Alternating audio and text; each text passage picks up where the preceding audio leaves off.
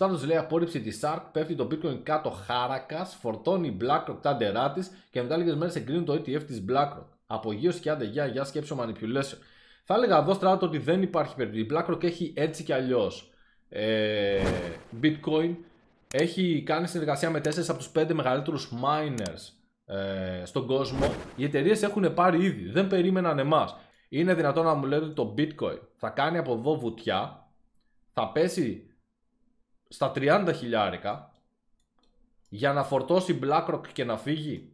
Και η BlackRock τι έκανε στα 15 και στα 16 και στα 25 παραδείγματος χάρη, που η BlackRock έχει bitcoin έτσι κι αλλιώς πριν φτάσουμε σε αυτόν τον κύκλο.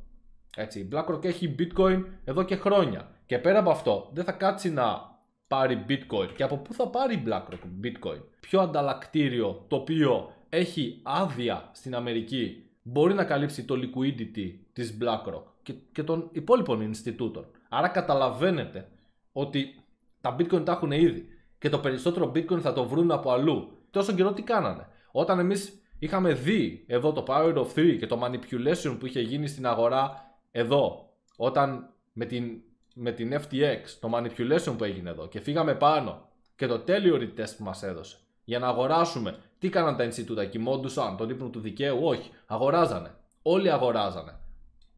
Έτσι, άρα το ότι θα πέσει για να φορτώσουνε δεν το ακούω καθόλου. Το ότι θα πέσει για να δημιουργηθεί liquidity στα δικά τους ανταλλακτήρια το ακούω. Και αυτό είναι κάτι έξυπνο που μπορείς να σκεφτείς. Γιατί καταλαβαίνετε ότι αν πάνε τα Ινστιτούτα να αγοράσουν, θα σπάσουν τα order books, παιδιά. Δεν υπάρχει ρευστότητα να τους καλύψει, έτσι, εκεί έξω. Σε καμία των περιπτώσεων δεν υπάρχει ρευστότητα. Αν υπάρχει 100% κάποιο νόμισμα που μπορεί να το συμπαρασύρει και αυτό η άνοδος του bitcoin, ρωτάει ο Maximax. Και σε αυτό το σημείο θα πω ότι γενικά σίγουρα αυτό που μπορεί να παρασύρει το bitcoin θετικά είναι το bitcoin cash. Ξέρουμε ότι το bitcoin cash ακολουθάει το bitcoin και είναι λίγο πιο μεταβλητό, πιο έντονα μεταβλητό. Άρα το bitcoin cash, αν το bitcoin ανέβει 5% μπορεί να σου δώσει 8%. Αν το bitcoin πέσει 3% μπορεί να σου δώσει 5% πτώση. Είναι λίγο πιο μεταβλητό. Άρα στις ανόδους μπορείς να το ακολουθήσεις το bitcoin cash. Είναι το BCH. Τώρα κάτι άλλο που το ακολουθεί πιστά, νομίζω πως όχι, θα έλεγα.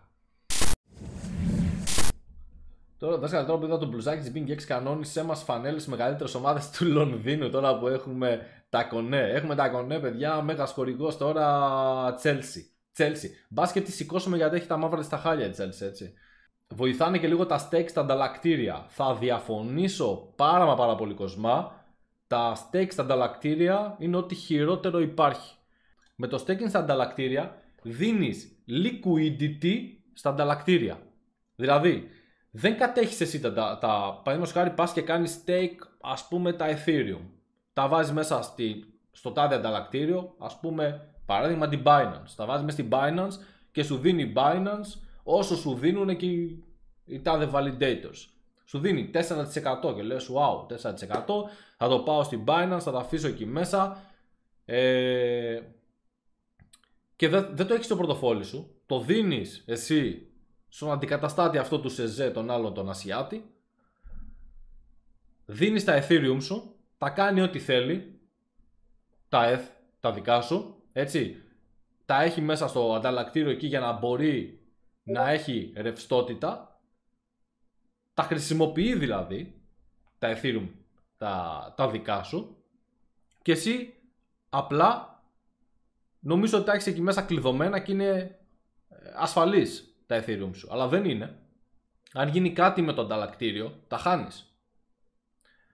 Άρα τα βάζεις σε ένα wallet, πηγαίνεις σε ένα validator, τα κάνεις εκεί πέρα staking αποκεντρωμένα.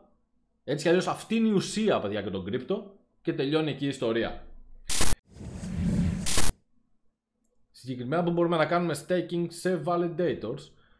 Παιδιά, ό,τι έχει να κάνει με staking, ό,τι έχει να κάνει με wallets, με liquidity pools και όλα αυτά και ειδικά άγνωστες λέξεις, έρχονται πολλά σπουδαία στο κανάλι. Από τον επόμενο καιρό σας έχω μία έκπληξη και όχι μόνο στα altcoins αλλά και στο οικοσύστημα του Bitcoin.